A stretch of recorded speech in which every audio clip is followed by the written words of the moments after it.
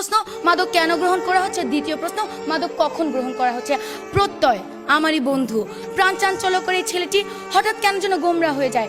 বা পিতামাতার বিবাহ বিচ্ছেদের বিষয়টি সে কোনোভাবে মেনে নিতে না পেরে মাদকাসক্ত হয়েছে।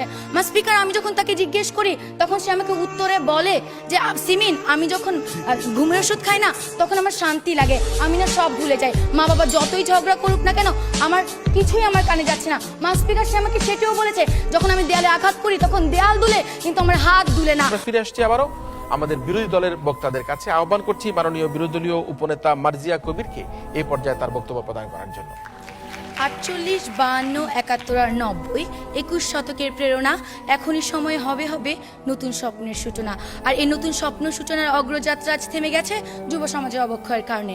ধন্যবাদ মা স্পিকার, আজকের এই মহান সংসদে আমাকে ফ্লোর প্রদানের জন্য। মাননীয় প্রধানমন্ত্রী কর্তৃক উত্থাপিত প্রস্তাবটি হচ্ছে এই সংসদ মনে করে যে যুব সমাজের অবক্ষয়ের প্রধান কারণ মাদক। মা স্পিকার, আমি যখন এই বিষয়টি পেয়েছি বিরোধিতা করার জন্য তখনই আমার মনে দুটি প্রশ্ন জেগে ওঠে।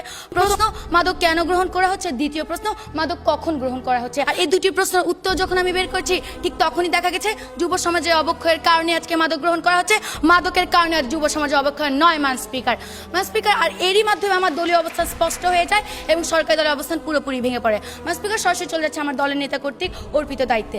আমি আজকে আমার জীবনের বাস্তবধর্মী একটি কাহিনী বলবো। প্রত্যয় আমারই বন্ধু, প্রাণ চাঞ্চল্যকর এই ছেলেটি হঠাৎ কেন যেন গোমরা হয়ে যায়। বা পিতামাতার বিবাহ বিচ্ছেদের বিষয়টি সে কোনোভাবে মেনে নিতে না পেরে মাদকাসক্ত হয়েছে। মা স্পিকার, আমি যখন তাকে জিজ্ঞেস করি তখন সে আমাকে উত্তরে বলে যে সিমিন, আমি যখন ঘুমের ওষুধ খাই না তখন আমার শান্তি লাগে, আমি না সব ভুলে যাই। মা বাবা যতই ঝগড়া করুক না কেন আমার কিছুই আমার কানে যাচ্ছে না। মা স্পিকার, সে আমাকে সেটিও বলেছে যখন আমি দেয়ালে আঘাত করি তখন দেয়াল দুলে কিন্তু আমার হাত দুলে না। মা স্পিকার, এই ক্ষেত্রে যে ভালোবাসা তার পিতামাতার কাছ থেকে পাওয়ার কথা ছিল সেই শান্তি নাকি সে মাদকের কাছ থেকে পাচ্ছে। আর এই ক্ষেত্রে যদি মাদকাসক্তি প্রধান কারণ হয় তাহলে কেন সচেতন পরিবারের একজন সদস্য হয়ে আপনি মাদক গ্রহণ করছেন না। প্রশ্ন রয়ে গেল জাতির এই মহান সংসদে, প্রশ্ন রয়ে মা স্পিকার সরকারি দলের কাছে। মা স্পিকার, আজকে লক্ষ্য করুন আমাদের দেশে 24.5% যে ছেলে মেয়ে রয়েছে তারা ইচ্ছার বশে পড়ে মাদক গ্রহণ করছে।